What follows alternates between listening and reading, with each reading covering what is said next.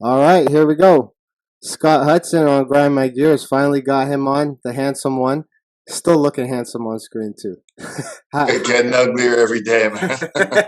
Well, wait till you have kids. Then it exponentially gets worse. So, how's everything going with you? How's life treating you? These last I haven't seen you in about two years plus in person, but how's everything going? Yeah, good, man. Just training every day, working every day. Same stuff over here in the gym every day. Get to do what I love. So, Yes, no, same shit, different day. Now, no real complaints on my well, I mean, the last 2 years gave us a lot of complaints, but end. we'll get into that shit. But how how's married life treating you? Because I know the last time I saw you were just about getting married, and I think you're good. What, two years now? 3 years plus? It'll be 3 years in August. So, like, we Ah, got we got married in August of 2019. So it would have been 3 years in August. It's great, man. you're It's great. great. Yeah. No, those kids are coming soon. I see Working on it. it. What I wanted to talk to you about today, obviously fighting.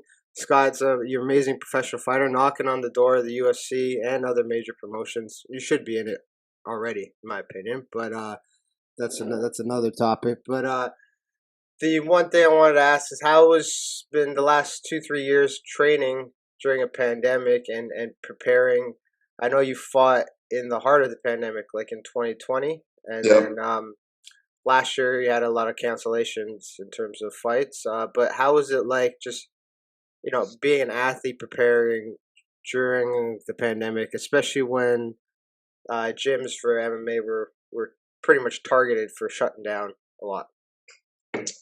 Um, well, when the pandemic first kicked off, I was on vacation in Cuba with my wife. So when we came back, everything was really new, and we were required to quarantine for 2 weeks, Yeah, which I did, and then would basically start going in back into the gym behind closed doors.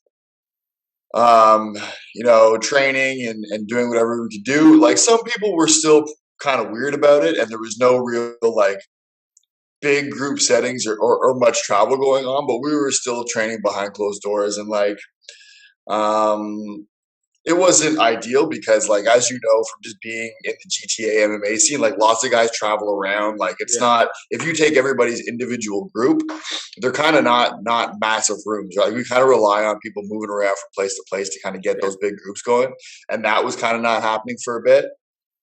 And so I think in like September or August of 2020, I like the writing was already on the wall. Like it yeah, was going to be shit for a long time, and like I couldn't work really. You know what I mean? Like I was yeah, training people like just like you, like in parks, like all over the place, going to yeah. people's backyards, coming over here. Going from place to place, back into the gym to train. Going all around, traveling with all my gear with me. So I opened like just like a small place with Bobby Poulter that we could train in as well, and see clients in, and we had the ability to kind of do that behind closed doors, and it was great. Yeah, And just around the same time, Para closed completely, yeah, I right? remember So that. a lot of people don't know this, but we had like basically most of the pros from Para training in my 600 square foot gym as a team for literally months. Like we were doing camps there, and we would go from place to place. Like we would go to Niagara maybe a couple times a week, Yeah, and but like literally, like there was like we had like a little sweatshop going on where we had 8 9 guys in 600 square feet mat space, like just just it's completely like in hindsight completely bonkers now what we were doing, right? oh, But it's like Fight Club, like literally underneath. And I remember I was talking to Aaron Jeffries a few weeks ago when I had him on, and he was saying how they were training one day and a bylaw came, and he's like, he's never seen the mats clear out that fast. Like he's never seen grown men run out that fast. yeah. Because, and I mean, it's a shame that it even came to that as professional athletes, right? That you even had to worry about that. Whereas you look at, and I'm not knocking on hockey players or the Maple Leafs or nothing like that. I know people get mad at me because it's playoff time and he's like fucking knocking on Leafs, but you know they were given special privileges, to be able to go to restaurants, do whatever the fuck they want, Yeah. travel. But other professional athletes, even Olympians, were restricted to even training, right? So, I mean, how was it like? Did it mentally kind of fuck with you a little bit preparing for your fights, having to deal with that bullshit on the side? I mean, like the thing is that it wasn't ideal, and like that's the thing is that if you know from being a competitor, like if you just only operate under ideal situations in Yeah, MMA, like what you're not gonna get, nothing's gonna happen for you, right? So it's yeah, like with injuries and everything like that, you kind of got to accept a level of bullshit. yeah, So I mean, I think that I'm pretty good at rolling with the punches and stuff like that. But I mean, yeah, like it was less than ideal. And as far as like how, who, and what were allowed to like train for their sport, like sure, the NHL is one example, but I think that that's just a money thing. Like, yeah. That you know had what to I be. mean? But it was really strange, and I'm not just trying to like defend MMA or anything like that, but there was lots of sports where it was like, how come this is allowed, but this isn't allowed, or this is and this isn't? It makes no sense. And you could say that you could make the same argument if you were like even a soccer player. Like they had Yeah. one point where they were like not allowing people to use public soccer fields, which again, in hindsight, is completely fucking Bonkers. ridiculous. I almost got arrested one day. No, I shouldn't say arrested. I would have got arrested if I continued on with it. But we were hitting pads at the park Yeah, across the street from the gym, and a bylaw guy came to us and said, "No, you can't do that. It's not 6 feet." yeah, And I was like, well, I made this shit up on the spot. I'm like, we're in the same household. It's like, then why'd you take 2 cars? I'm like, that's none of your fucking business. yeah. I gotta go to work, so we took 2 fucking cars. And then obviously my teammate kind of was like, "I should calm down," because he see I was getting heated about it. And then when people are, he's like, "Oh yeah, I train too, so, and I can tell you when you throw a kick, it's not 60." I'm like, "Shut the fuck up." And I was getting really heated because I never thought it would come to a point where me exercising, training at a park was like a criminal offense, right? And so I was starting to get heated, and my buddy's like, "Just get the fuck out." We ended up like driving to a back alley because we were so fucking amped up at that point, hitting pads in the back alley. I felt like a thug. Huh. Yeah, but I mean that's what we Well, had to do.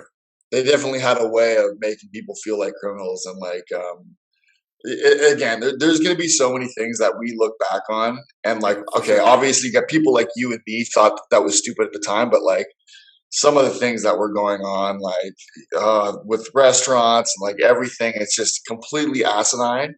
And like the more we get back into sort of like just normal life, the more Yeah, I look back and I was like, what the fuck were people thinking? Like who, like why were people so willing to just go along with this like nonsense? It's actually like infuriating at times. yeah, and And even the thing that you were talking about being in a park, and like, man, it just, I don't know, it boggles the mind that we actually at one point went through that. It's nuts. yeah, and the crazy part is like now that we've gotten this far past all the bullshit, right? You would think that things would get better in terms of how people are understanding things.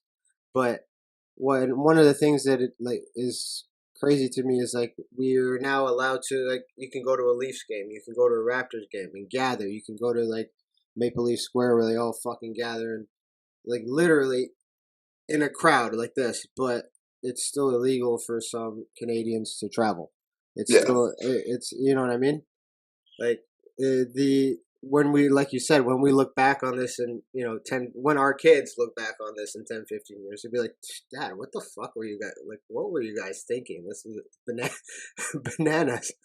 Or maybe not. Or they are so like tuned Conditioned. into that Yeah, they will see this from a completely different perspective, because they're gonna grow up where stuff like that is completely normal. You know what I yeah, mean? Actually, I was thinking about this like last night, how like not just COVID restrictions and stuff like this, but like how, think about how like addicting technology is right now and how like adults react to it, yeah, be it email, social media, everything, your phone, because it's addicting. It's full blown addicting like a drug. yeah. And like our kids, like that are young now, that are 2 or 3 year olds now, are they going to kind of like have the same, are they going to react to their addiction in the same way that we are right now, where we're kind of like, I think there's a lot of people that are like mine or your age or older that are sort of like half in, half out on whether or not they need it in their life or not. But like, are there going to be like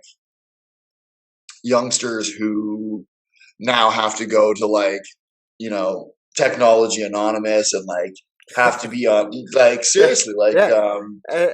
And I think I always relate this back to Steve Jobs, like the inventor of the fucking iPad. One of the things that shocked me when I figured this out was he actually never let his kids use an iPad sure. because he saw the addiction that goes along with technology and all that kind of, and how vulnerable and pliable the mind is when you're that young, right? And I saw it with my kid because I used to take my daughter to the gym all the time because before the pandemic my wife was working full time, so Yeah. we kind of juggle things where I was taking care of her a lot, and I would give her a tablet and train, right, and that was fine. But what we noticed at the start of the pandemic was she would start pulling out the tablet, and she was not allowed to use it at home, but she'd start pulling out the tablet, watching the tablet while having the TV going on too. So it's like two screens at the same time, and then Mhm. that's when I was like, no, something's off there. So now it's just completely taken away. Like Yeah. once in a while, I'll give her that, but it goes back to what you were saying, like how pliable the mind was, and with all the restrictions and different measures that was taken, like how are the kids gonna develop thinking that this kind of stuff is normal, right? Yeah. And I mean, I think I told Lyndon this when I was talking to him. We were at the ski hill or at toboggan hill, right? And my little guy, he's 2 years old, goes down the hill, and he's got a mind of his own. He just fucking goes running off into. So he goes running off to these two other kids, can't be more than 10 or 11 years old, and they go. He's hopping and he's like excited. He's like wanting. He's a baby. He's wanting to play with them. And they go to the kid. They go to my son. They're like, "Oh, sorry, we can't play with you because of COVID." Yeah. And I'm like, he's a baby. Yeah. Like he's not a fucking disease. Yeah. And that's like literally what they said to him. They're like, "We can't play with you because of COVID." And they were both wearing masks too outside. I'm like, well, what more do you like? I'm not. You didn't have to play with my kid, but at the same time, I was just shocked by the fact that that's what's going through their head. It was like little tiny baby came up to you smiling, and the first thing you think about is, I can't touch you because of COVID. Like, Yeah. I know it's sad.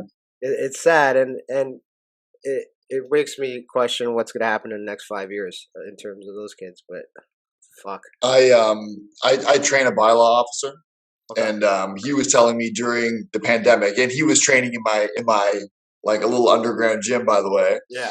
that he was told to go to these tobogganing hills and like enforce mask mandates on the people who are outside tobogganing. Jesus Christ. Yeah, so he's going to these hills. I'm not sure if he actually did this or not, but he was told to go to these hills and make sure that people are respecting social distancing and keeping their masks on outside in -10-degree weather. It's Yeah. just like, again, it's one of those things where it's like, what are you thinking? Like, Yeah. is this really a good use of time? Is this really a good use of money? Like, no, No. but No. But it's complete nonsense, well, right? it's about control. But Oh yeah. that's a whole nother 10-hour conversation. But in 2020, when you fought, what was it like? Fighting under those kind of restrictions and traveling to because you fought for XFC, right? That year. Yeah, and I think it was in like November of 2020. So things had seemed to sort of chill out a little bit in like the summer here, but then had just like typical, just like respiratory season had ramped back up, Yeah. and people freaking the fuck out. But when the most difficult part of um, that experience was the actual travel, right? So like Yeah. I had to travel internationally, and I had to take all of my food with me because I was cutting weight, and like that was a little bit of a struggle. But like I fought in Atlanta, Yeah. and and this was during like the presidential, All the election like stuff. right during the election process, and there was a lot of drama going on with the Well, vote counting there was a in Georgia, and there was right? a So shooting things, there too, right? There was a big yeah, so shooting there too. things were really weird in Georgia, not because of COVID though. So basically, how it worked is that when we got to the hotel, and everything was pretty lax. Like they wanted you to wear a mask and stuff like that, but they basically like they took everybody, all of the fighters and staff, into a boardroom or into like a big conference room. They tested everybody and basically said, like, listen, um,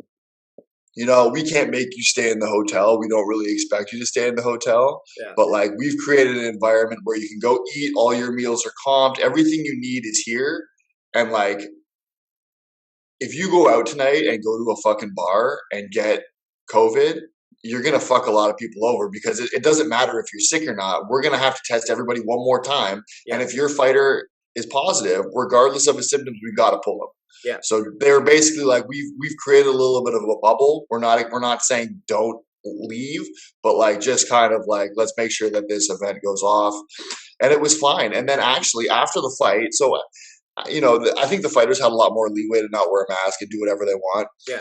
In the hotel, it was all good. But after the fight, Lyndon and I went and like sat in a bar in a restaurant with people around, like for the first time in almost a year. Yeah. It was completely bonkers to me, and they were just like living their life, no big deal. And the problems that they were having around the election seemed to be way more of a talking point than Then, COVID was. And yeah. this is during like peak COVID. Like I was sitting in a restaurant next to a stranger, and it was like such a breath of fresh air. You know what I mean? Yeah.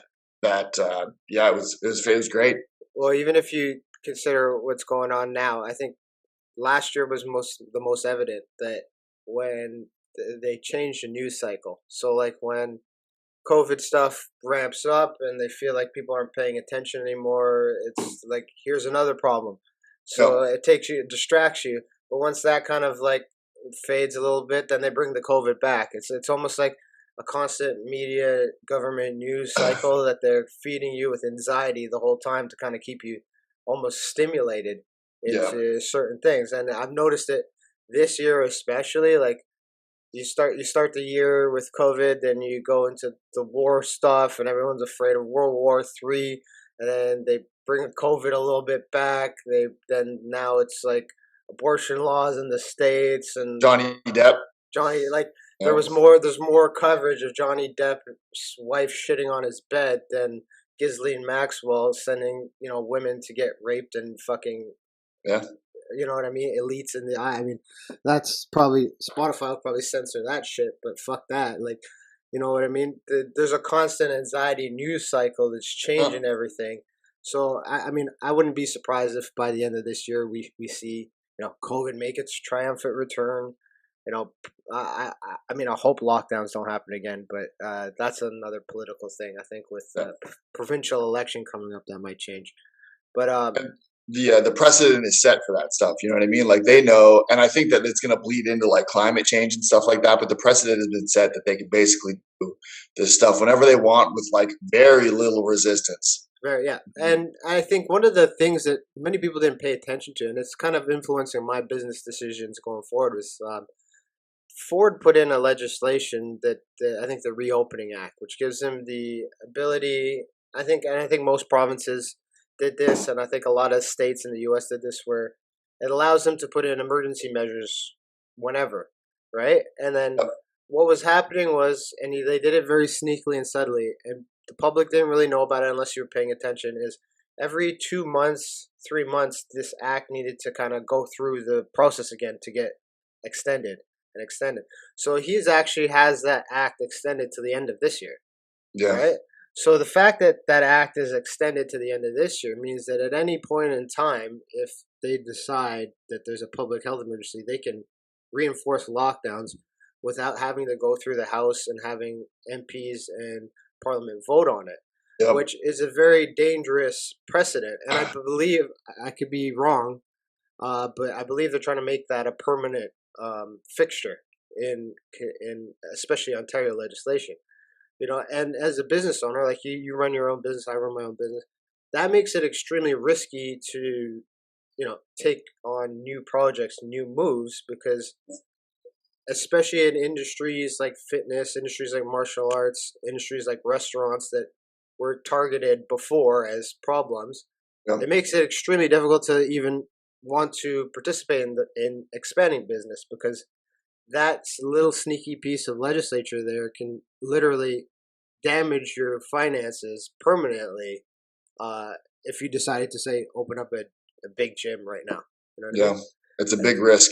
And it's a big risk to take on that type of debt as well, right? yeah, So because it's not like you're gonna get any leeway from a bank or anything like, or or any leeway from the government for that matter. Like it's just you would be, if they decide like, this is how it's gonna be, you know, yeah, they don't give a fuck about you. And like no, so, and I don't, not that I need anybody to care about me no, on their end, yeah, but I would like to just be left alone and let me run my business and yeah, hold myself responsible for the health and safety of my clientele. yeah, exactly. Right.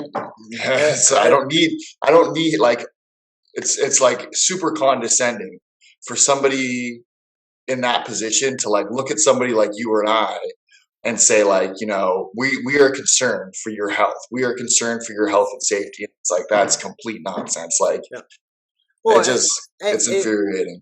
all that aside, the part that's infuriating the most is the people that are trying to tell me they're concerned for my health are fat as fuck. Yeah. Yeah. Like, don't tell me about health. Like, even the doctors that are talking, I'm like, this motherfucker hasn't run a lap in his life. What are you telling me about how to be healthy? Right? I'm Yeah. not saying you need to run 700 meters fucking a daily or 7 kilometers daily to be healthy, but I'm saying the people who are making these health decisions really don't know how to be healthy themselves. No. And a lot of these decisions are people who are book smart, but are not necessarily, actually practitioners of health and wellness. You know what I mean? And chances are they're extremely risk adverse as well. Like that's why they became doctors. You know what Yeah. I mean? And I'm not saying that there's not like nobility in that profession because there definitely is, but at the same time, like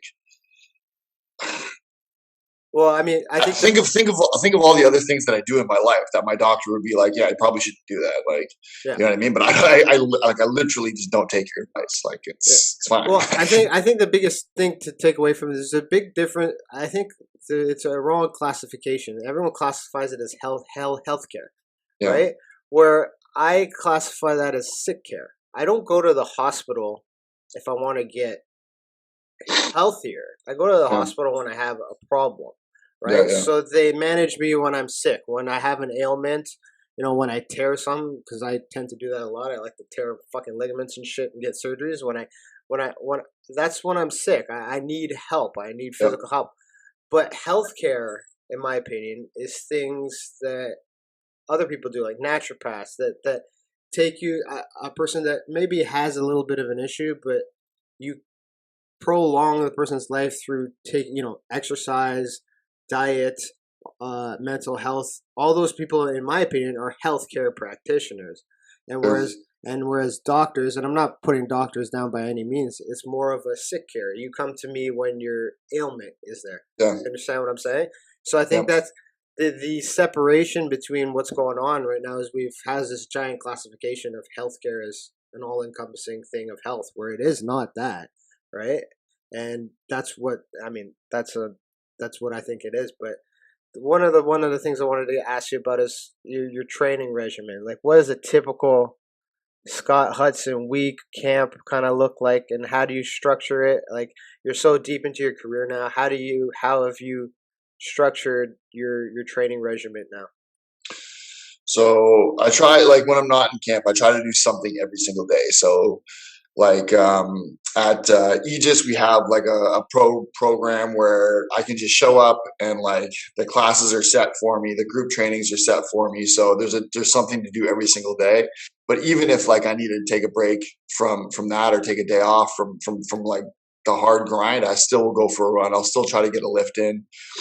I've been like taking weekends off a lot because another thing too is that I'm getting older. I'm 34, right? So Yeah, I can't train in the same way that I did 6 or 7 years ago. yeah, Um, so like Monday we go to Niagara to wrestle. Tuesday we do jujitsu, then sparring, then wrestling. You know what I mean? So and then striking, and it's like I always have something to do, and I always have like good people around me to help me stay sharp. Yeah. And then actually, one thing that changes when I am in camp is that I'm just a little bit more diligent about my rest. So like I'll look at my week coming up, and I'll plan my training sets, my training sessions, and my schedule, and I have to kind of look at this and say like, okay, how am I going to make it to Thursday without dying on Friday? Like I've got to make sure to kind of like be good to my body. And there are times where I'm in camp, but I'll actually train a little bit less just Yeah. because I want to be fresh. Where it's like, okay, if I'm just feeling it on a Monday, I go hard, wrestle hard, train the next day, train twice the next day, spar hard on Wednesday, and then on Wednesday night I'll be sitting on the couch like, man, I feel like I'm gonna die. Right. And Yeah. I want to try to avoid that when I'm in training camp because you can't really afford necessarily to take longer breaks. And I think that for sure you do need to kind of be smart with your training when Yeah. you're above 30 and try to get the most out of your training. Like for me, it's really about quality, not quantity now. So, like for example, I don't need to train 3.5 hours a day. Like if I have like two 45-minute sessions or two 1 hour sessions where it's completely dialed in, Yeah. I feel like I get way more benefits out of that than just kind of going through the motions and like Just killing yourself, breaking yourself down. yeah. And there's definitely like I think you have to go through this when you're younger. Like I think that it is an important part of like being a competitor, but there's definitely a point of like no return on investment in your training. If I'm Yeah. dying and I'm going through the motions, like you could be getting worse. Yes, a hundred You know percent. what I mean? Like I want to get better. I don't want to get worse. And if I can't, because when you're overtrained, I shouldn't even say, I don't even like saying overtrained, but you know how it feels when you're in a training session and you're just like, man, this is Fuck. the last place. This is the last place I want to be right Yeah. now. Like I want to make sure that I'm fresh. I want to look forward to training, and your mental state's important for that, and trying to avoid burnout over long periods of time is important as well. So like if I'm in the gym every day doing something, and then man, I'm talking about like maybe just today I'm just gonna lift or something like that just to kind of keep my body in check. That's fine. If I do that every day, I don't need to have a 10 or a 12 week training camp, Yeah. right? Because I'm not starting from zero. I want to sort of maintain a manageable pace so that when I ramp it up, I can peak at the right times, right? Yeah. Because I know how it feels to kind of like, Burn out 2 weeks, 3 weeks before the fight, right? yeah, you really don't want that. And like I also don't try to put too much emphasis too far out on my opponent because I feel like it makes me do things that I wouldn't normally do, and it Yeah. can actually like hurt my development, right? So I just want to make sure that I'm training every day, I'm getting better, I'm dialed in, and like for somebody like me, like I think I'm coming up on my 20th pro fight. This is like the gains that I'm going to make now are smaller and smaller and smaller and smaller, and they're not going to be solved by just quantity, Yeah. right? But if I'm not in camp, it's fine. Like I don't mind training 3 hours a day.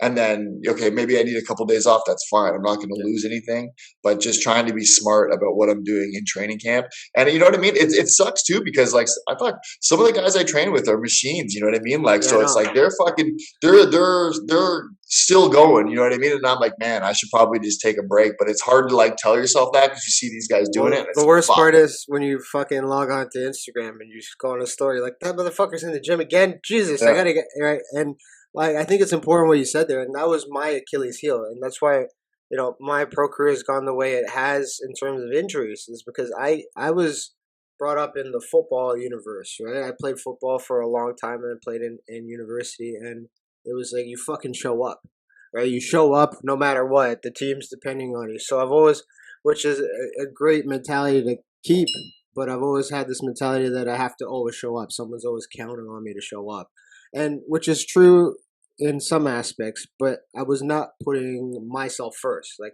how Mm. I felt. So, like what you said, I can, there's no way I can count on my hand because I need like 30,000 hands. How many times in my 20s, even into my 30s now, where I was in the gym when I was like I shouldn't have been. You know what I Yeah. mean? Where I was worn out, and like you said, I was doing things like say you're working on a simple outstep. being explosive, going in and out. Well, if you've been in the gym for 3 hours, how fucking fast do you think that step is? You're no longer developing a fast step to get out of range. You're now being slow fuck, right? Yep. So I think there's the point of diminishing returns, and I think for young fighters that are going through the game, if they can learn anything from what we're just talking about right now, it's just it's very easy to get into the gym and put in 6 hours of work a day, which I don't discourage because at certain points in your career you kind of do that because your body allows you to do that. But like you said, dialing in and making sure the skill part about it is focused and that each time you train, you have a specific goal in mind. And once you meet that goal, get the fuck out of the gym, Yep. right? Because a lot of my injuries happened when I was in the gym past when I should have been in the gym, Yep. right? Where, like, I'll take, for example, when I tore my ACL, I had done a full MMA practice and sparring, and then I was like, oh, let me just throw on my fucking gi and roll. Yep. Well, I ended up tearing my ACL. And the only reason I tore my ACL was not because my ACL was weak, it was because I was fucking rolling when I was already tired. Yeah. Thinking that the more I do, the better I'll get. Whereas what ended up happening, it ended up taking me out for 6 to 8 months, right, and affecting the rest of my knee for the rest of my career. So it's a very I like what you said in terms of being able to dial in, right, and having specific targeted sessions. Like you rather have 2 45-minute sessions than 3 hour long. Yep. And sorry, like you know how it feels when you're like it's a sport like the stuff that's most fun in MMA is like the hardest on your body, right? Like yeah, so like say you go to jiu-jitsu or you go to nogi or something like that and you're on your fucking seventh or eighth round, you're like, man, this is so much fun, I love this so much, and then you yeah, wake up the next day and you're like, oh my god, yeah, what the fuck just happened? You know what I mean? Where it's like you should just get your rounds in, be happy be happy that you did it, be happy that you survived, and then just like, hey, next day is not so bad. But it's yeah, like when you're in it, it's hard to turn it off because it is fun. Like yeah. sparring's fucking fun. Oh It yeah, is. Rolling's fun. It's so much fun. Like I understand why people want to do it a lot. Like I want to do it a lot too, but like now I've just got to kind of tell myself, and you only get that from experience. And like I mentioned earlier, I'm at a point in my career where it's like I'm not going to bridge the skill gap with time. yeah. Whereas like when you first started training, okay, you had the ability to train a little bit more, but also you needed to learn so many So many things things. that the Yeah, time requirement was bigger, yeah, right?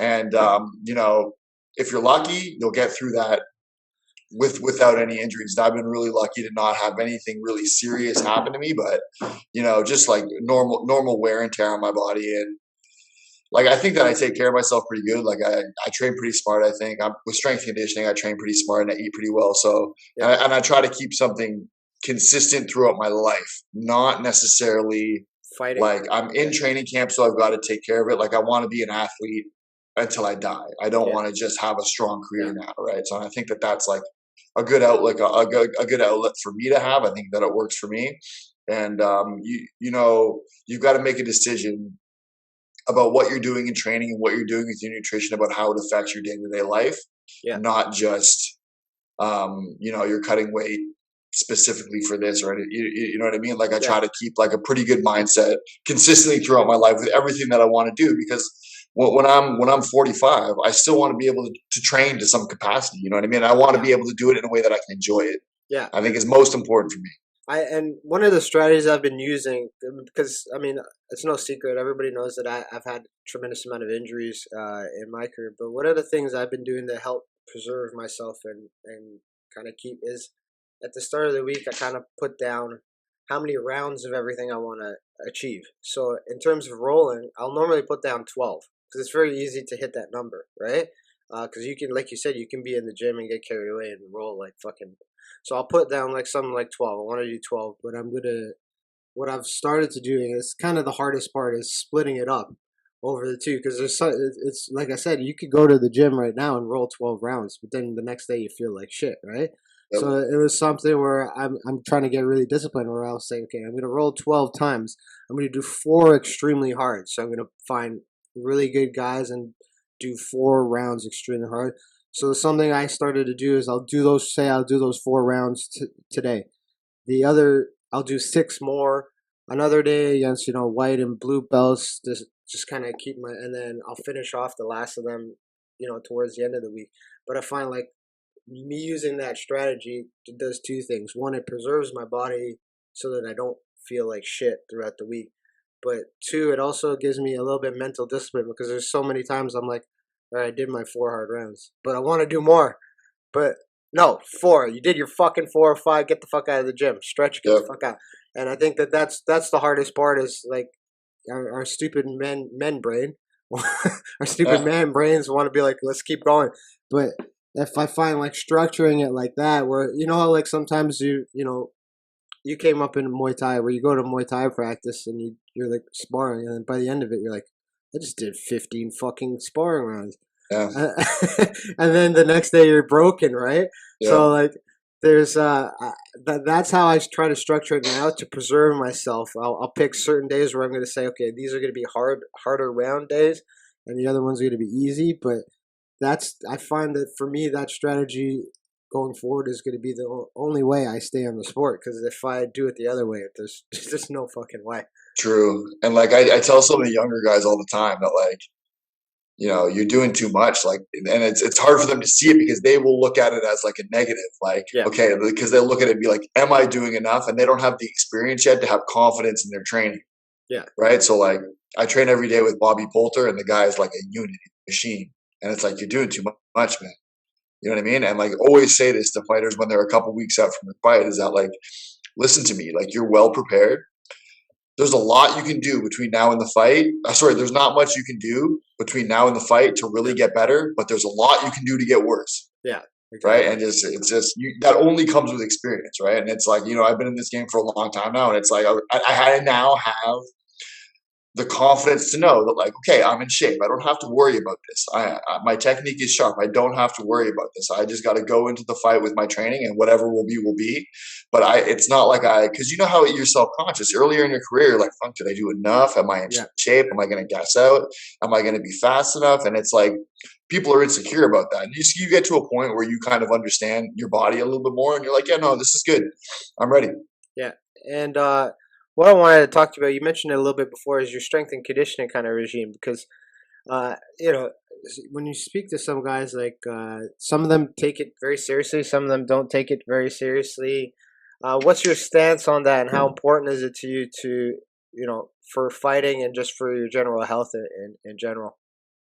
I think that like from a strength and conditioning standpoint, it should be something that can complement your game. I don't think that like, some people are just physically able to do more than others, but you want to use your strength conditioning to be strong and conditioned, right? So like I like to run because I feel like it kind of like helps me, produce oxygen for myself later in the fight. And I know there's lots of research that says it doesn't and whatever, but for me, I feel like it does. I feel like it helps my endurance. And you also got to understand that I'm not particularly naturally a quick person. I'm not particularly like a fast person or an explosive person.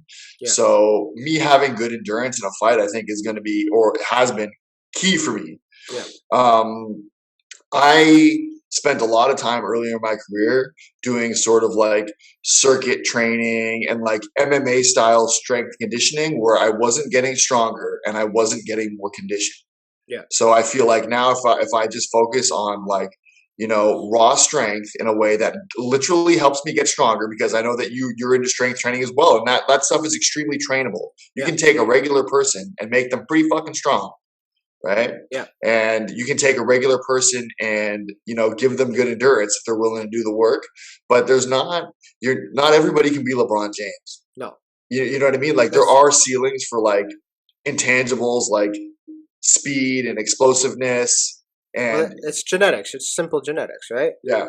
So I think that like I enjoy lift. I really do enjoy lifting weights, and I think that it's really good for my body and it's good for injury prevention. And doing it right is important as well. How often do you do it in a typical week? Do you think? In camp twice a week. So I usually do like a full body push and a full body pull. Okay, and out of camp you do it how often? I might do it every day, right? Like it just, you know what I mean. But I'll put stuff that's like I want to do in there. Like I'll put like more overhead presses in there. I'll put bicep curls in there. Yeah, You know what I mean? But like for in training camp, when it comes to strength and conditioning, like it's just meat and potatoes.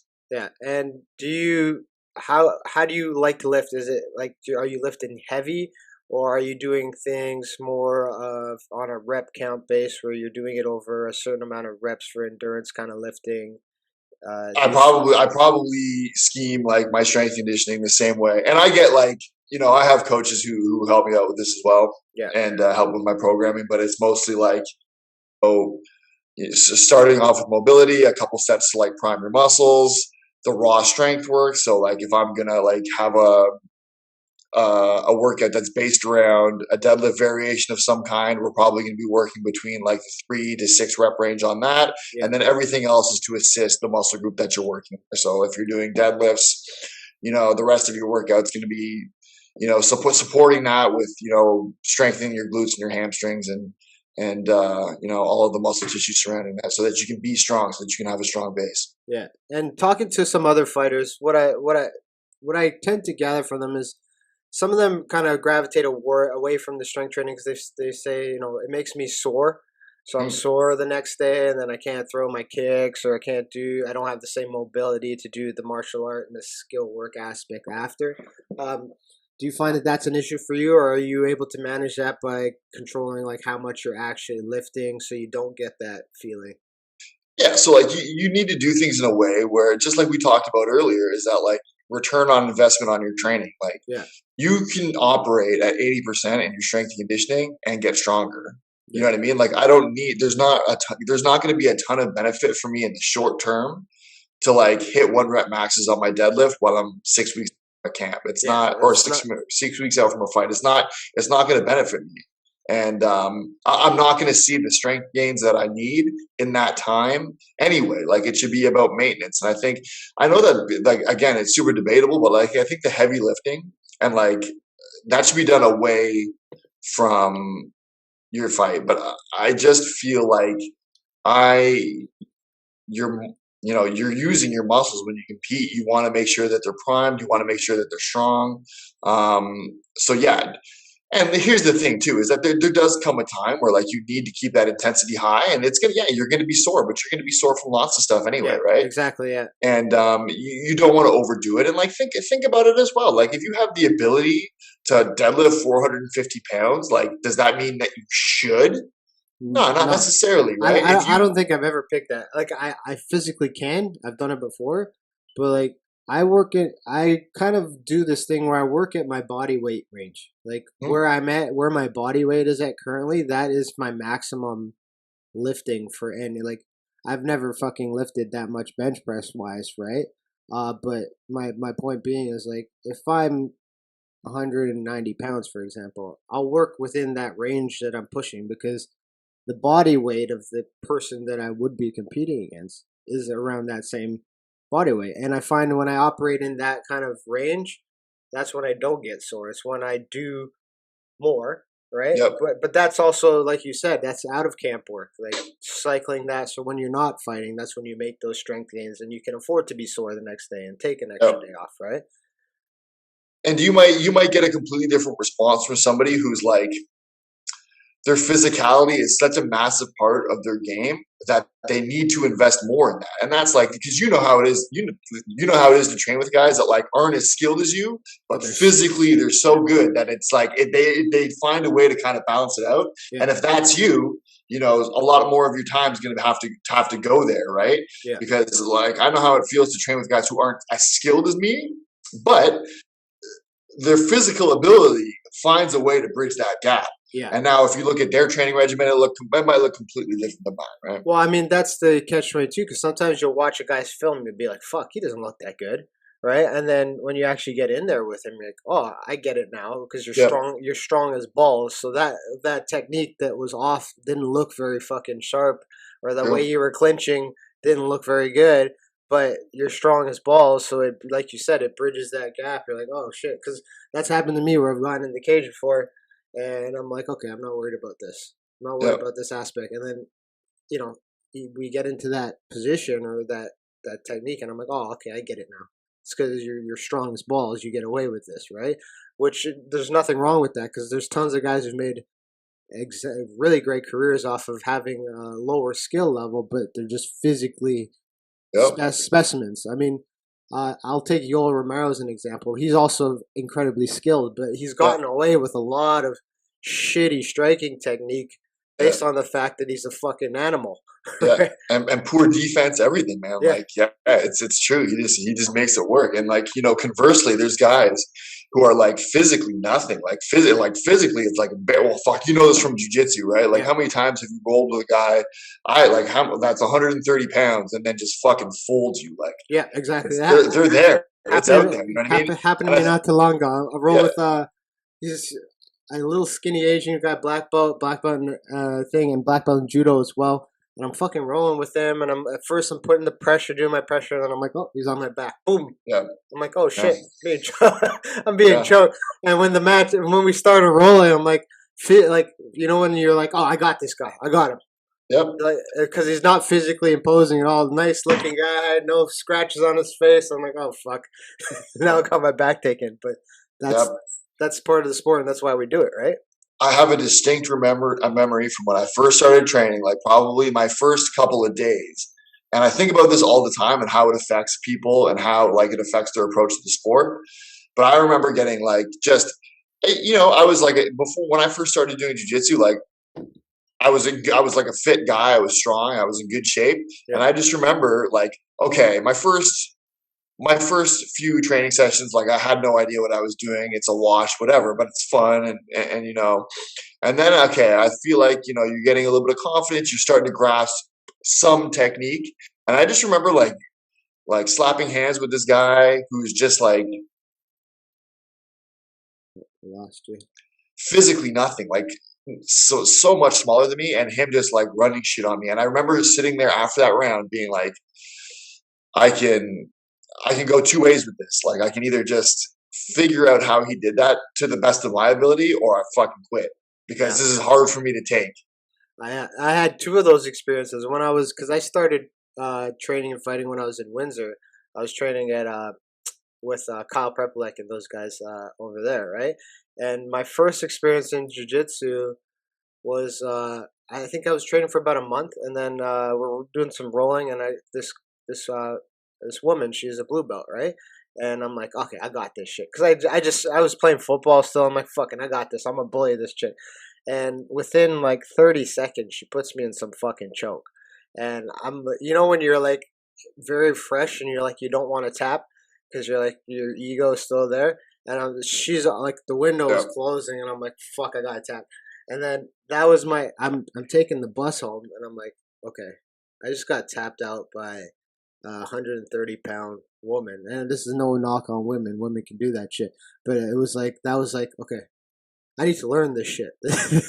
That was my eye Yeah, no, opener. I know. That was my eye opener moment for And jiu-jitsu. think about like since then. Think about since then how many people you've seen come into the gym in that exact scenario, and then you watch them kind of like make that decision. Am I going to like stick this out Yeah, and try to get good at this, or am I just going to quit right now? And a lot of them don't make it, especially no, when it's especially when the guys like are clearly hold a lot of stock in their like physical abilities, yeah, and then they realize that it's like, okay, like it doesn't really matter as much as you think it does, right? And then it's just like, see ya, like they just their ego can't handle it, right? yeah. I've Well, seen that happen so many times. But conversely, I've seen guys go the other way and then become great grapplers. yeah. And how many times have you not seen it where the person comes in for like the first 3-4 months, like every fucking day, like I love this shit, I want to grab, and then I see them roll one day. They finally make the decision to, I'm gonna go with a higher level person, right? Because at first they were picking on other white belts to make themselves feel really good, and Yeah, then one day decided to go to with like a purple, and they get destroyed, and yeah, then I don't see them ever again. It happens so many yeah, yeah. times, Oh, yeah. right? And I mean, even with the striking aspect too, I had that same experience where I didn't have much striking experience, and I was at M. They were calling it Maximum Training Center at the time, but I was at MTC, and one of the guys was getting ready for like a title amateur fucking fight, and he was a really great guy. And they're like, Ashton, you want to spar? I'm like, I've never fucking sparred before, but sure, let's do it. And he fucked my shit up, right? Like, you fucked me up. Yeah. I went home that night, couldn't move. I had an exam the next day. Me and my roommate were walking to the exam, and my leg was just giving out. Like, I was literally like giving out on the Yeah. pavement. And he's like, dude, what the fuck's wrong with you? I'm like, I gotta learn this shit, bro. I Yeah. gotta, that's not happening again. He's like, I don't think you should go back. I'm like, I'm going back. I'm like, I gotta learn this. I'm like, once this leg heals, once this bruise is gone, I'm going back. And I think that that's, like you said, that's the mindset. You can see some people physically quit, and when they start, they're like, well, this is not for me, and that's fine. There's nothing wrong with that, but it's like the male and the ego in general, not just the male ego. It's fun to like watch yourself develop over that time with martial arts. You know what I mean? Yeah. It's funny you say that though, because think about like I find this, and tell me if you feel this, or tell me if you notice the same thing. That like if you start taking like a fit guy, say you're teaching him boxing, for example, Yeah.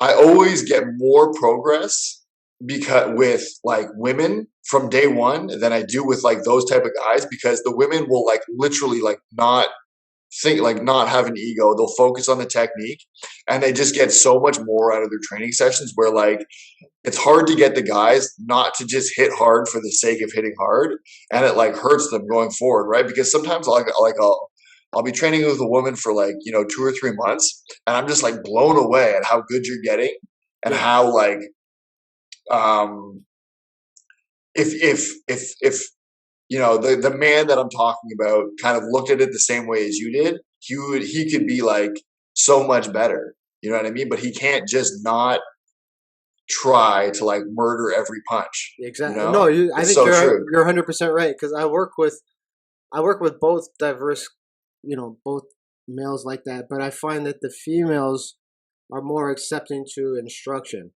Whereas Yep. the males, I'll tell them that, and they hear it because they're there to train and learn, obviously. But the female, I'll be like, slow it down, turn that. And these are like things that took me like 10 years to even like Yeah. process in my brain. And like you said, after like 3 or 4 months, I'm like, damn, like this banker is turning over their hips better than I turn over. It took me 10 years, and Yeah. it No, only it's took 3 minutes for her to like. And but it is like what you said, and I also think it's a genetic thing. I think that females in like especially like martial arts, like the biggest part of martial arts is learning how to use your hips, yep. right? And when genetically the female hip is stronger, more agile, more flexible, just because their ability to give birth is just genetic, right? And I Hmm. think that when women slow those movements down, they are actually more biomechanically sound than men will ever be. And Yeah, I that's get that. and I think that's why the evolution of women's MMA is faster than men. Uh, Yeah.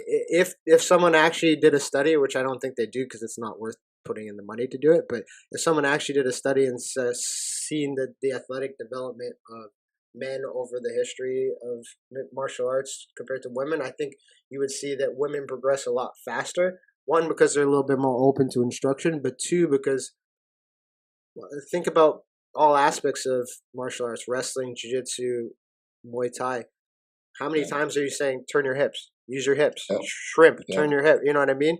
Wrestling, don't turn your hips so they're not square. So when you're sprawling on a shot, and I think that women have that ability, whereas men they have that ability, but it takes them a little bit longer to kind of chime into it. And nobody's going to do that study because it's not worth doing. But I bet you, if they did that study, you would find that women will progress a lot faster. Yeah, it passes the eye test for sure. You know what I Yeah, mean?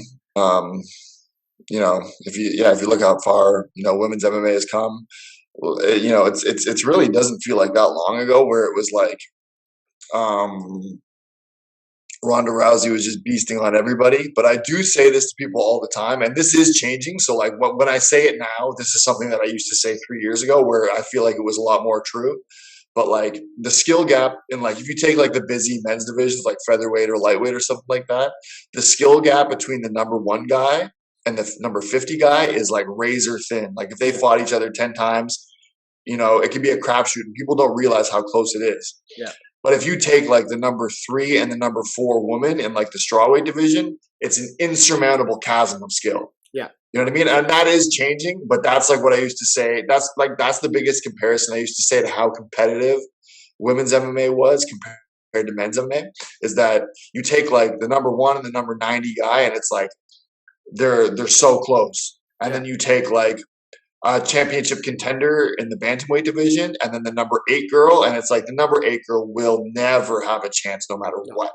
And that is changing, but that's like how that up until recently, that's kind of how it was, honestly. Yeah, I mean, there have been fights in the UFC and in other organizations, but more specifically in the UFC, where I've seen some of these women fight, and I'm like, how in the fuck did you get there? And I'm not putting them down. It's just that's just the nature of the women's divisions. But I was just like, you don't look very skilled at martial arts at all. How the fuck did you get there? And like you said, it was. And I think that gap is closing, and it's closing very fast. I think like a lot of younger girls are getting more involved in the sport, and just the technique in general has been getting better. And for on the credit to women's sport, they're taking it. The women are finally being able to see this as a viable career path, right? And so when that happens, they obviously take it more seriously and invest more time and energy into their training and into the lifestyle of training and getting better. So I think in over time, give it another 5-6 years, you will see that the women's divisions might even not physically in terms of strength, but supersede some of the men's divisions in terms of skill set. True. Right? Well, look at like every time Valentina Shevchenko fights, it's like you're looking at somebody that's not on a level. You know what I mean? Like, and that's the thing, is that if you took like Valentina Shevchenko and like gave her like male physical attributes, forget about it. But like you watch her fight, and it's like the number 2 girl, the number 3 girl, the number 4 girl, the number 10 girl. Like it doesn't really matter. They're not having competitive fights. You know what I mean? Speaking of Shevchenko, what do you think of this nonsensical women the transgender competing into the sport? Do you think that we're gonna have to deal with that in the sport of MMA? Well, it happened in MMA before it happened in any other sport, right? Yeah. So I will say this, is that like it's fucked. It's completely fucked in any sport. Yeah. You know what I mean? It shouldn't happen. But here's one thing that people don't consider, that in MMA, in order for a woman to compete against, or like a transgender woman to compete against a biological woman, it has to go through several layers of approval. The athletic commissioner has to agree to it. Yeah. And then the opponent has to agree to it, right? So it's like nobody's getting hoodwinked here. You know what I mean? Like there are a couple levels of like things have to happen in agreement. And like I'm not saying that it's fair, but it went through a process of approval. Whereas like if you're a college athlete, for example, or you're an Olympic level weightlifter, right? Nobody's asking your opinion. You're not getting any choice on this, and that is not fair. Yeah, exactly. And I like the way you put that, because I don't think a lot of people see that. Or if a biological woman accepts that risk, I think that's fair. The person is consenting and saying, yes, I will compete. And I do know a lot of female fighters who say, fuck it, I'll do it.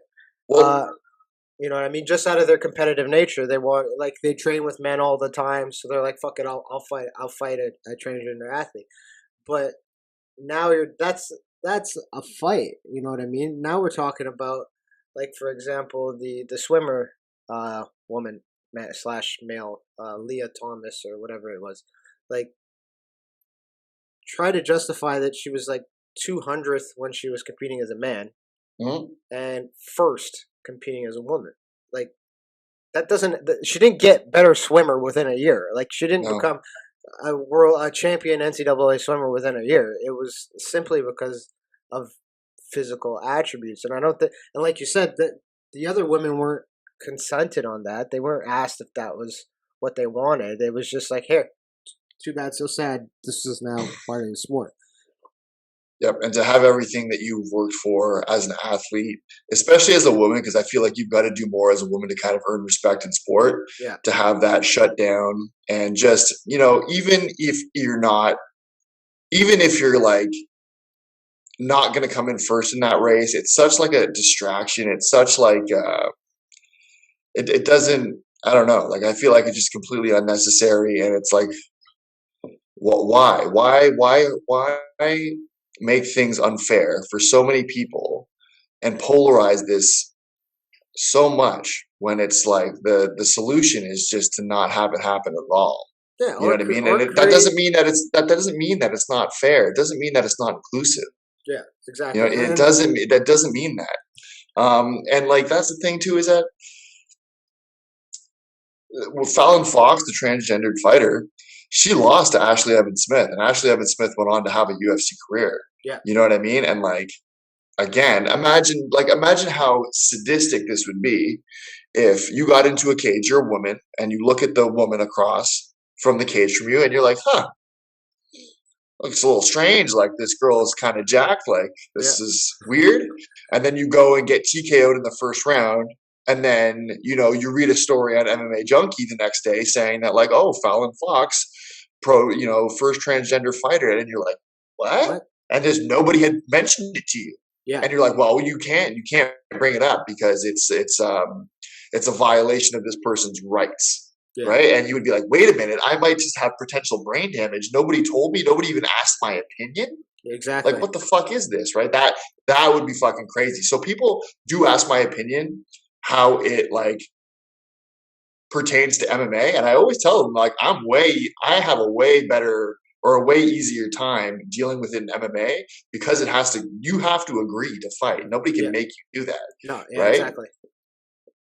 In college sports, that's like, especially with the swimmer who's like making headlines now, nobody's got a choice. You know what I mean? Everybody knows that she shouldn't be there, but nobody can say anything. The people on staff at her school, the people that work for NCAA, their jobs are on the line. They can't say anything because they'll literally get fired. Yeah, and you know what I mean? And it's just like a culture that's been created to make it impossible to have a rational conversation with anybody about it. Well, and to kind of sum this whole kind of situation up, I think that the thing to take away is that it's actually, if you're fighting for equality and especially for women and for women to have the same opportunity, like you're literally detracting from that same fight that they were fighting for like the last 20, 30 years to be recognized the same as sports, to get paid the same amount as men in leagues. And now you're allowing that kind of transition to happen. Everything that they fought for the last 20 years to receive that notoriety, to be able to be viewed as elite athletes along with the men athletes, it's being kind of ripped away from women. And it kind of, as a dad of a young girl coming up, like there's no way in fucking hell I would even, like, if I wouldn't let that happen. Like if she happened to go to a tournament when she was 16, 17, and there's a dude there wanting to compete against her because he decided that, last year he wanted to switch, which is his personal decision. I don't give a shit. That's another discussion. But I'm going to tell her no. I'm going to say don't do it. And even if she's competitive and wants to, like, Dad, just let me do this, I'm like, no, because there's no win for you as a female. There's no win. You win and they're gonna make an excuse. You lose and you got beat by a dude. What? And at the end of the day, it doesn't even matter what sport you're in. You can. There's physical consequences too, right? You could get hurt, right?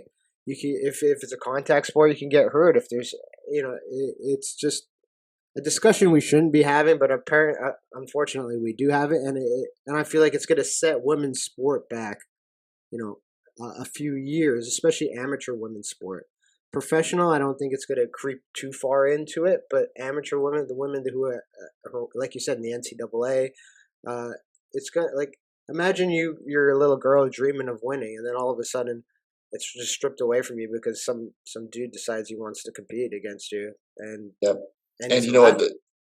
So another part that's unfair is that even if like you're a college swimmer and you do win the race that this woman is in, the entire narrative around the sport now is about her self-image. Yeah. It's not about the sport itself. No. It's not fair, you Yeah. know? And I mean, moving on from that depressing fucking shit. uh, have you like you were saying earlier? You're 34. You still got tons of fight left in you. Tons of skill. But have you given any thoughts to what life is going to be like after fighting? Have you kind of worked that kind of out with you in your head yet? Yeah, like I think that like I'm gonna stay.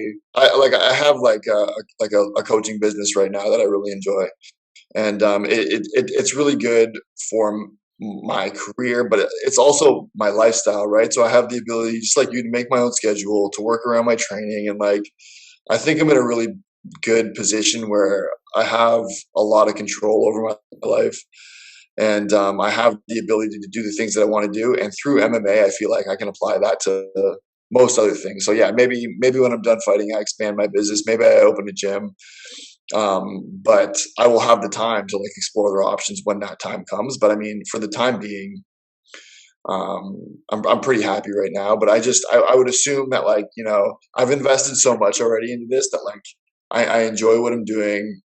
Okay, obviously, like it's like life's natural progression to want to like expand that a little bit more. So Yeah. when the time comes, I will, right? And like there is definitely something just inside of me that like wants to you know do other things and explore other things, but it's not necessarily on a professional level. Like there's lots of things in my personal life that I want to do, like um, that would be nice to have a little bit more time to explore. Yeah. But it could be worse. You know what I mean? I think I'm in a really good position where um, I really enjoy what I do as my day job, and that sort of like gives me the ability to have a professional career. Whereas if I was like working a 9 to 5 or working in an office, I can't really make sense of how that would be an option for me. So Yeah. I think that like when I'm done fighting and I've got kids, I'm going to be in a position where I can make my own time, make good money, spend time with my family and explore the other things in life that like are enriching to me. And I think that's really important because that's what I'm doing now. You know what Yeah. I mean? Like I actually can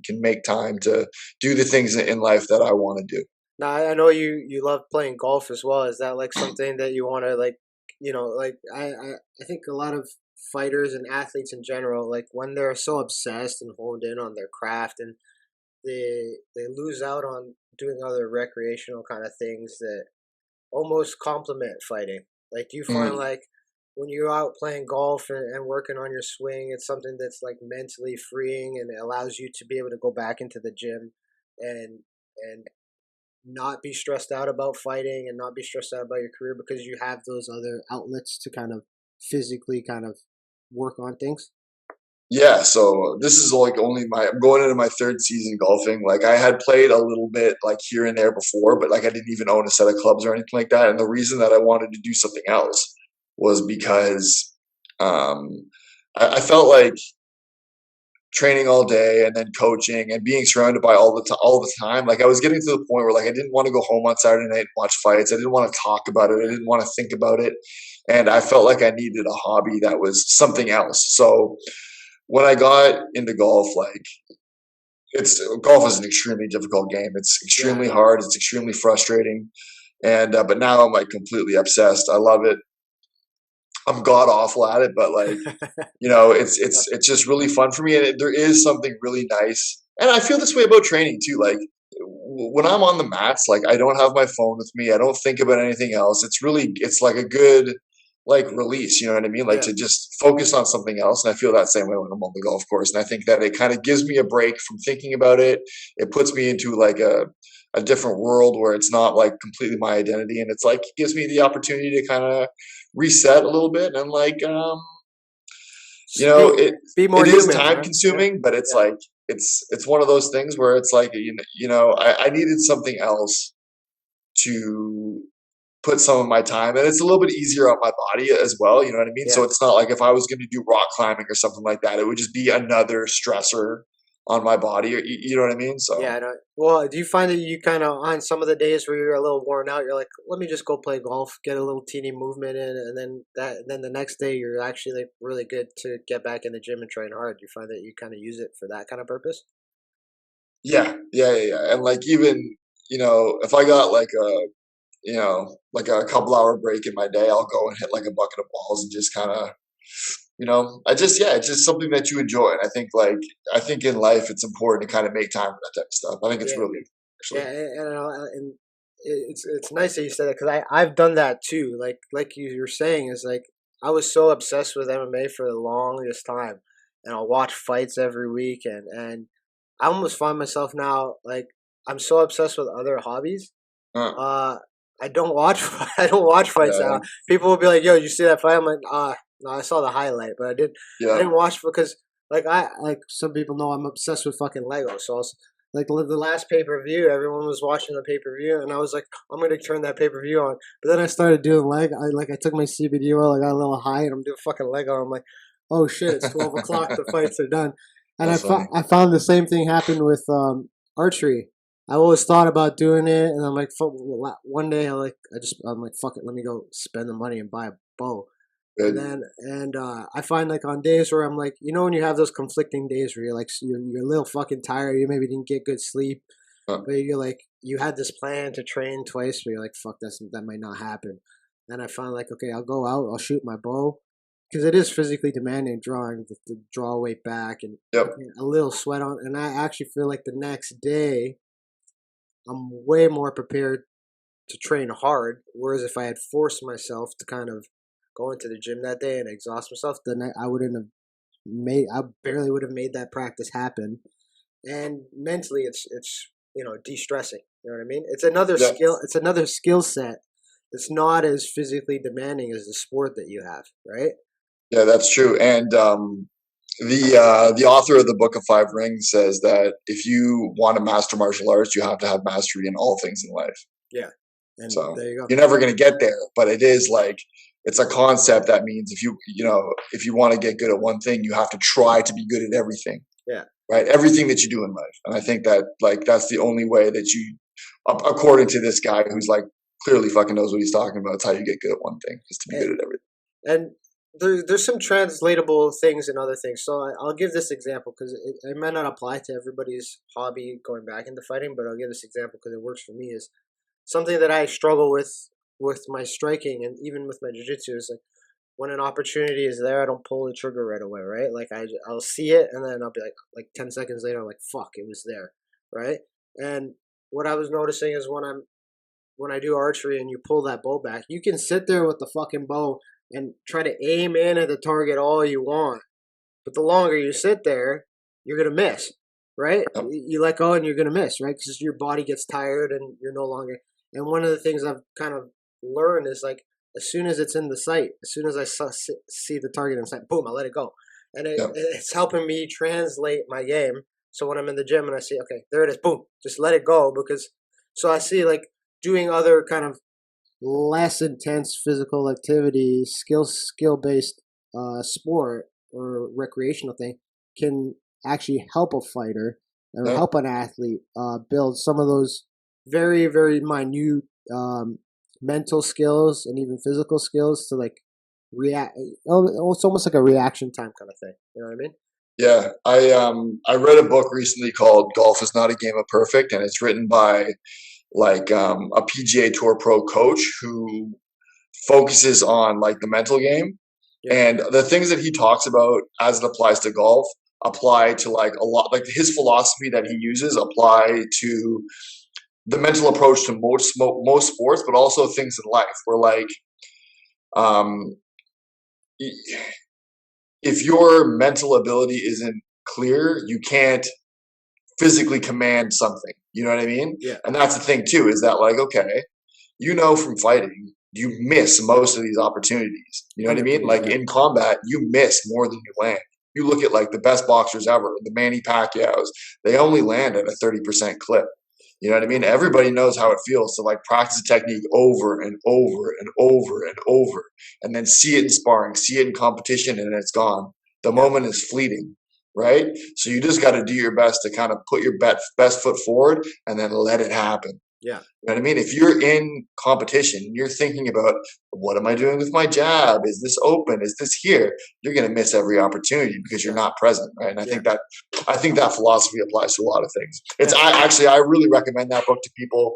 Um, who also give instruction to other people, because I think that like there was a lot of things that were in that book that I could apply to my own life, my own job, and my own training as well. Yeah. Well, I think the one thing you touched on there that I think is really important is being present, right? Because I think for a lot of fighters, I did this. I'm guilty of this, and I've only kind of corrected this after this last surgery that I've had. Is where I would wake up in the morning and I would think about the end of the day instead of the things I have to do prior to it. You know what I mean? So Sure. like if I was scheduled to train twice, or if I'll be like, oh, I'm gonna feel like shit after training today because I'm a little tired, or I have Yeah. to do all these kind of things. And I think that that gets translated into the game because you know when the match starts, when the fight starts, or any other sport starts, you have to be 100% present in Yeah. that moment to really bring out the best of your skill set and the best of your time and energy in general. And I think that like you said, learning to kind of just be present in the moment is extremely hard for MMA athletes because you're always thinking about the consequences of your actions, right? True. If I do this, what's he gonna do? Well, Yeah. who the fuck cares what he's gonna do, right? But we always get caught into that trap because it's the nature of the sport. You're always afraid of the violence that could happen back to you, right? Sure. But if you're only honed in on the violence that you can apply, well, the rest of it will come back because you do practice your defense. That's part of the Yep. sport. But Yep. I think that a lot of younger fighters get caught lost in that. They're not 100% present in their rounds or in their fights because they're always thinking about, what if I throw this jab, he tends to take down. You know what I Yeah. mean? Well, fuck it, he didn't do it yet, right? Like throw your Yeah. jab, and if he shoots, then you know this. So just deal Yeah. with the consequences after, right? You ever teach jiu-jitsu? Yeah, a lot. So do you ever have a student be like give you the what ifs, and it's like what if this, what if that, and it's like yeah, those are all options, but that's not what we're talking about right now. Exactly. If we just play the what if game, we're going to be here all day because combat sports is not. There's not one thing that you do that's better than everything else. It's chess. You know what I mean? Like Yeah. so if I'm going to answer this one question, what if? Okay, well then now I've got to answer 100 because there's a million things that's going to happen, and chances are this technique is not going to work. Like you Yeah. have to give yourself options. So this fails, I go here. This fails, I go here. You know what I mean? So like, don't put so much stock. You know what I mean? And like, I'm not going to answer your what if because if I do it once, I've got to do it 1,000 times. And You know what I mean? it's the most That's not happening. So we're not going to talk about it. it's the most frustrating part, especially when I'm participating in class, right? And I'm gonna call teachers out, my instructors out on this because they'll ask, "Oh, does anyone have any questions?" And someone will ask a question like three steps down the road, like, Yeah. and I'm like, focus on the what I just taught. Like, Yeah. we know that things will happen. There will be reactions to for every action is a reaction, right? That's a Yeah. simple saying.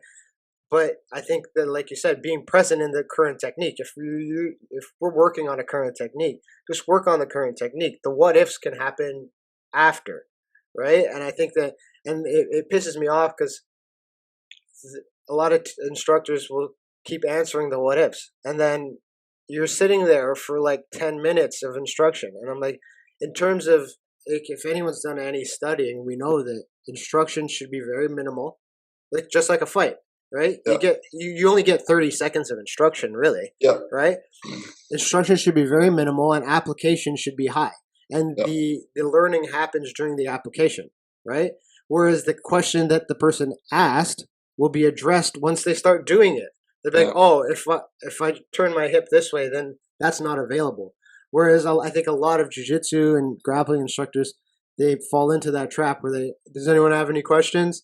And then people put then Yeah. you're going through 7 different scenarios in 10 minutes. Yeah. People are sitting around, they're getting cold. That's where injuries happen too, but but you the actual technique that you were describing has now gone into 17 different fucking things. And Yeah. how much do you really think that person's going to learn now, right? Yeah. And it's really frustrating when I'm sitting there because I'm just like, fucking shut up, let's fucking work on the thing. Yeah. Because the question will be answered once you start working on the thing. Right? Sure. Yeah. and it's really frustrating. And I hope it changes over time, but I think it's more of a recreational student thing. I don't see pros doing that a lot, but yeah, it is Yeah, what but it like is. there is an answer to that question, but like that's not what we're talking about right now. So we're not going to worry about it. Yeah, You know what I mean? Because if we go down that rabbit hole, like you said, we're going to cool down. We're going to be here for an hour.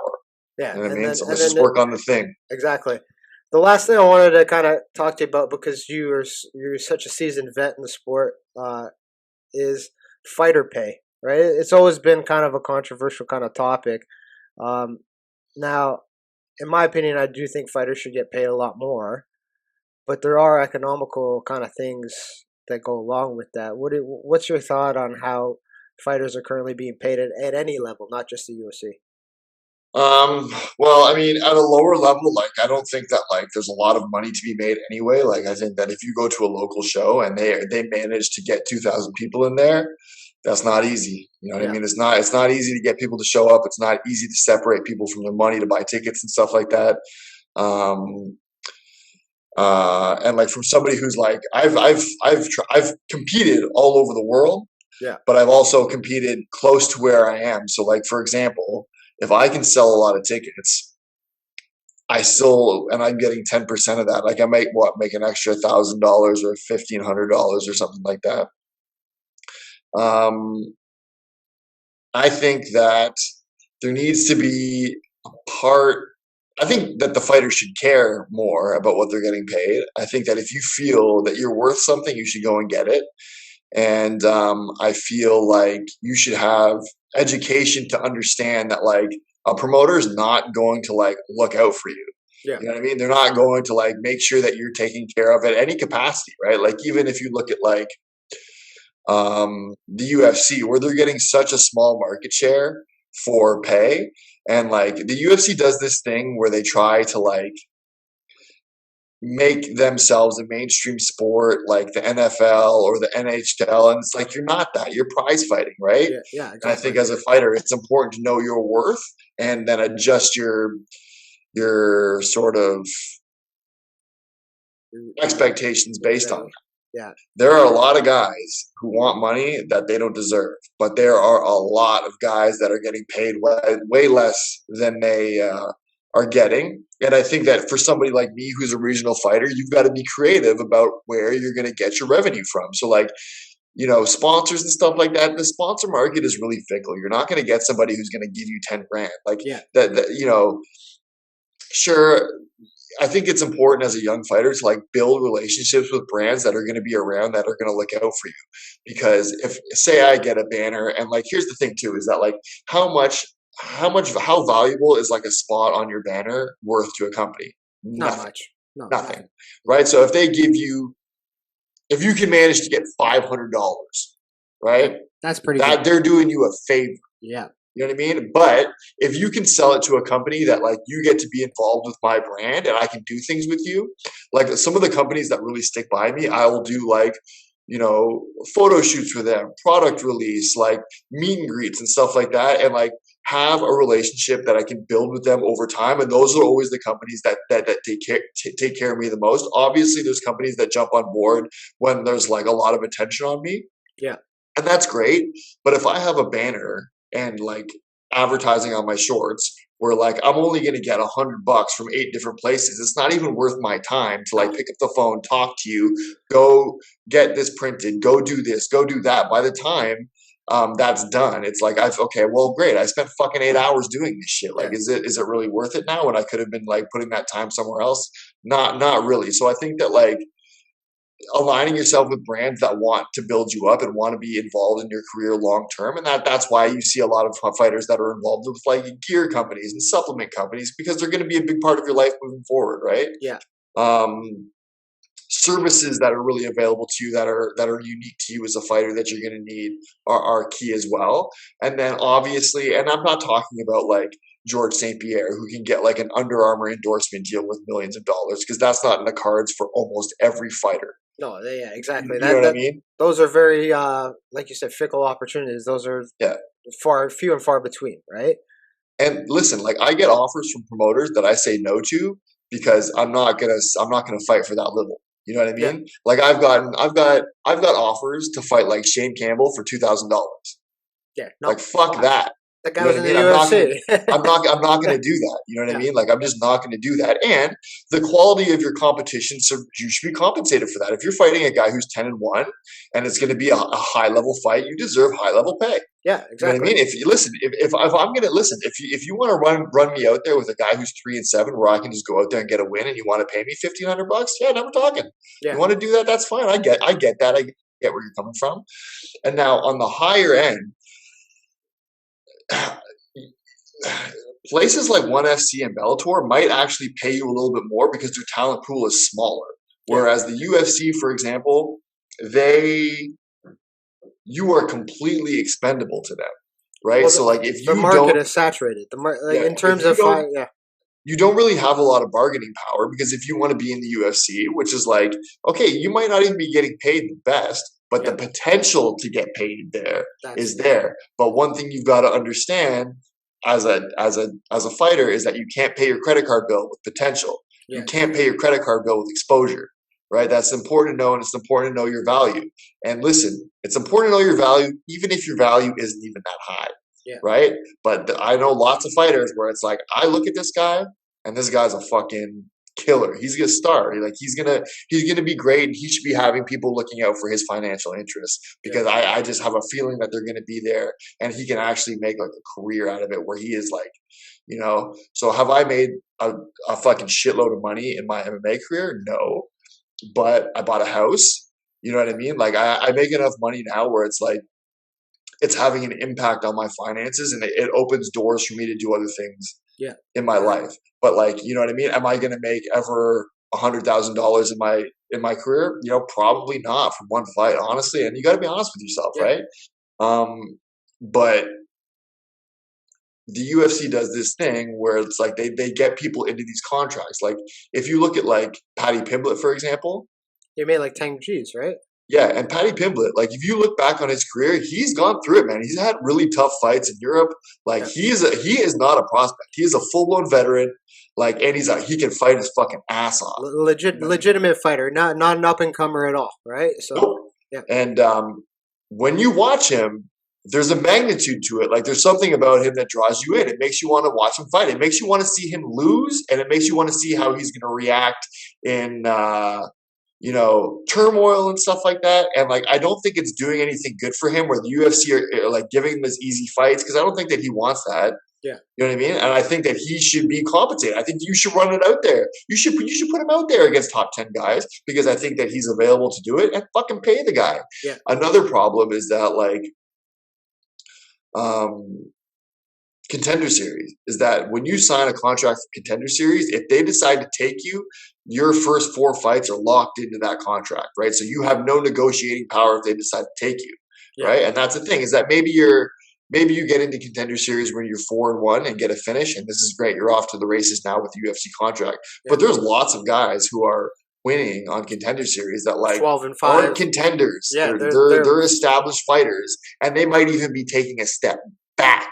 Just Exactly. In doing so. You know what I mean? So it's just, and that's another thing too, is that I don't know if like you listened to the Jake Shields podcast when he was on Rogan last time, but he talked about how much money he was making from like fighting on organizations outside. Like he fought in his last fight in Strikeforce. I don't think it was Dan Henderson, but he said he got paid more for his last fight in Strikeforce than he did to fight George St. Pierre for a title in Toronto in front of 60,000 people.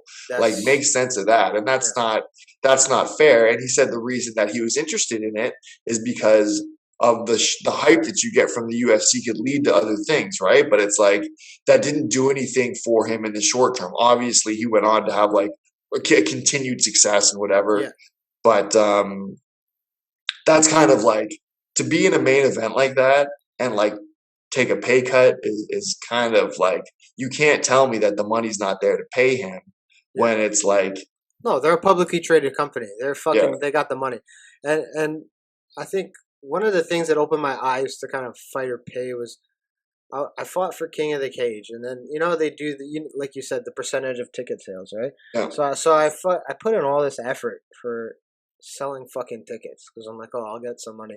And I go up to the promoter, I hand him all the cash. He just fucking shovels out and he hands it to me, and that was it. And I'm like, I just put in a lot of fucking effort and work into selling these fucking tickets for you, and there wasn't even a thank you. There wasn't even like it was. So that was when my eyes kind of opened, because after the fight, I'm like, why did I invest so much time into something for so little, right? Because as fighters, you get obsessed with like these percentages that they throw out with you, and then Yeah. I think that one of my best advice for up and coming fighters, for young guys in their 20s that are just kind of, is like, learn how to invest early, like not just in the stock market or nothing, just learn how to invest, and then you'll understand your worth to these guys. So you have the leverage to say no, right? Yeah. Because if you're going to be putting in, say you're in fight week and you're putting in like 4 or 5 hours of that week to like gather money and go deliver tickets or whatever, Yeah, like it's a job. it's a job. You should be paid as a job, not 10%, right? Because when you do the math, that's like not that much, right? No, it's So, not. and I think the problem is a lot of young guys don't understand percentages and investing, and what money is really worth. Like you said, creating yourself as a brand and saying, here, this is what I'm worth, right? And I think that when you have younger guys on regional shows, while you might not have that much leverage, but if, like, say a promoter wants to pay you $500 to fight a guy who's 4-0, which does happen, right? Yeah. You you can be like, no, give me more, right? And I think when that happens more, when guys understand their value more, instead of just saying, I'll do whatever, because like you said, the UFC gives them the promise of making money, right? But I think that one of the problems with young fighters and fighters in general is they're so obsessed with this, if I win, I get more. Fuck, Listen, fuck that. you can't pay your credit card bill with fucking Yeah, t-shirts and protein bars, buddy. You can't pay exactly. you can't pay your mortgage with potential, dude. Yeah, and I think that's the if I was to take one thing out of our discussion and one thing out of fighter pay in general, I think that the win bonus is fucking stupid. Because Yeah. what fighter goes out there wanting to lose? No, none of Yeah. them, right? Nobody goes out there like, so. You're the that win bonus should technically be a part of the purse, right? Yeah. And I think the part that where fighters get dragged into these contracts or dragged into these, they just don't understand money and percentages, right? And And sorry, go ahead. I've had conversations with promoters relatively recently where it's like I'll try to negotiate a flat rate, and they'll say like, we don't do that, and you ask them like, well, why not?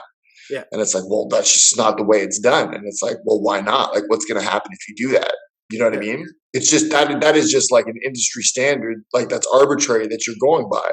yeah, You know what I mean? Do you think like, nobody fights harder? Nobody's going into that last 2 minutes being like thinking about the money. Obviously, everybody wants to win. yeah, exactly. You know what I mean? But it's like it's not as valuable as you think it is. And another thing too is that I've had conversations relatively recently with promoters where it's like, okay, you can't give me what I want for my purse. How about, and like this is the thing, is that sometimes you got to get creative, and like Yeah, promoters should be receptive to negotiation. And like, how about you give me 25% of ticket sales instead of the 10? And they're like, well, we don't do that. It's like, well, why not?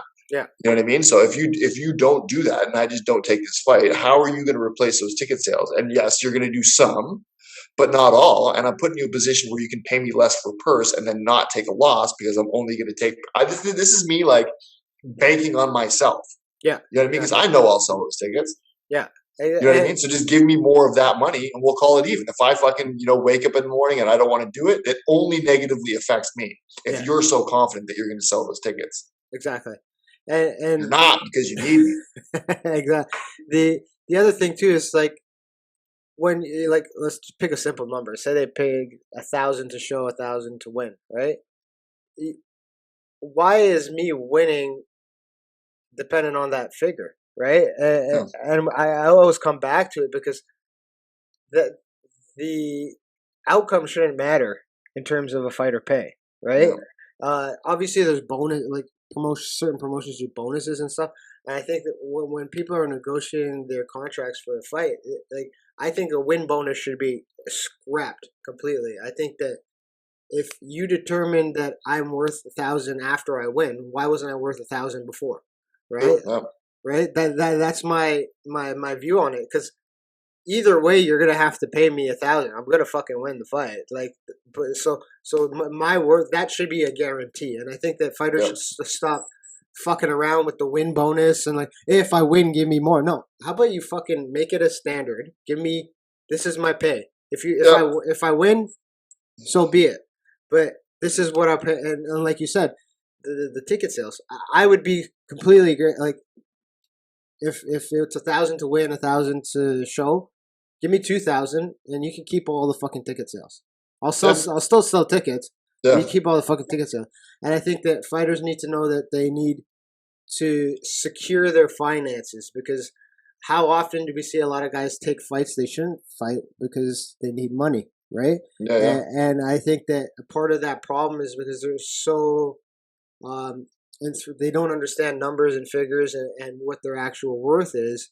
They just agree to things because of the, like you say, the promise of making money, Yep. the promise of all this kind of things, and it's good. It sets guys back, and it's why, and I think that's the reason why fighter pay won't improve until fighters actually take it on upon themselves to understand economics, understand finances, understand what their worth is. Understand that these clauses in the contract, 1,000 to win is or Yeah. whatever to win, it's fucking bananas, right? Like negotiate it so that you get a flat fucking rate for your Yeah. services, right? Because you are an independent contractor, right? For every organization, and what like view it like another business. If you were a landscaper, you're an independent contractor. This is my fucking fee to show. Yeah. I don't get extra money if I do a good job. Yeah. The expectation is that I do a good job. So Yeah. this is what I've cost. Here it is. There's no fucking bonus. Like I'm going to come and do a great job. Whether I win or Yeah. lose is completely irrelevant, and that's it, right? Another thing too is like the use of your likeness, right? So you're going to pay me whatever X amount of dollars, right? And now you're going to use my picture to promote this fight, not just for this fight, but for every event moving Yeah, forward. You're going to use my likeness as a promotional tool that I'm going to see $0 from. yeah, You know what I mean? And like again, like if you know you're talking about potential or potential upside for me, that's only going to benefit you and it's going to do nothing for me, right? So, and I understand that, like, okay, on a lower level there's not a lot of money to go around, yeah, but it's coming from somewhere. And you know, I think that, like, you know, I think you've got to be a little bit creative with how you figure out a way to like make it worth your while. And it's there if you kind of like are willing to put in the work and be a little bit industrious as a fighter, because you have to be. Like, it's like, think about how many people on this earth truly are going to retire off of like money from fighting, like almost zero, zero. honestly, almost zero. So, Yeah, and that, you know what I mean, like there's things are changing now because I think on the higher end of MMA, guys are starting to make big money. yeah, But you know, there's lots of guys who have had really long careers, great careers, that don't manage their money well, and like, you know, end up having nothing. Or, you know, it's good at the time, but they're not smart with their money. Because here's another thing too: is that if you're making, there's not a lot of like jobs where you can make $5,000 or $10,000 and actually have that money given to you at once. yeah, So what you do with that money is also important, right? You yeah, know what I mean? As far as like investment, and like I said, you're not talking about the stock market or anything like that, but like relish the opportunity to take a lump sum of money, because when you have a job, you get paid, you know, bi-weekly or whatever. You know what I exactly. mean? It's actually a rare opportunity where somebody's going to take this money and fucking give it to Yeah, you, right? So do something good with it. Don't just fucking blow it. yeah, which was what most fighters do. Like so, like I was saying, investing in your future. So, like if you get a $10,000 payday, you know, obviously put aside some for tax. You got to fucking account for that. Put aside some for your living expenses, but whatever's left over, don't fuck around with it. Yeah. Like if you're serious about fighting, say you have an extra 3 or 4 grand after all the expenses are paid, you pay all the stuff. You know, take 2 of that and invest it into your own training and your own development, whether it be therapy, whether it be extra sessions with coaches, etc. Then take another 2,000 and like I do now, I invest in stocks or whatever. How do you make $2,000 grow, Yeah. right? So if you can make $2,000 grow, that's one less stress that you have to worry about in the future in terms of fighting. You don't have to worry about finances. Yeah. You know what I mean? Anyway, I got to get the fuck out of here because I got to get to the gym. But it was a great fucking chat. I enjoyed it a lot, and we got to do it again sometime. Tell everybody how they can kind of get in touch with you if they want to even train with you, or as well as just follow your fight career and all that. Yeah, so you can find me on Instagram or Facebook at Handsome Scott Hudson, and my website handsomescotthudson.com. That's pretty straightforward. My name and nickname for all of my socials and website. All right, and beautiful chat. When's the next fight? Do you have one coming up? Or? I'm trying to work on something for June or July, hopefully. All right, Nothing concrete yet. So anyway, reach out to freaking Scott. Train with his ass if you're in Oakville, Burlington kind of area, right? And it's definitely worth your time and money. And thank you for your time, Scott. I appreciate it. I appreciate it, man. Hey everybody, thank you for watching. Please do me a favor, click the like below, share on YouTube, share on Instagram, share on Facebook, spread the word so I can keep creating more content for you, keep providing you with a great podcast experience. Peace out.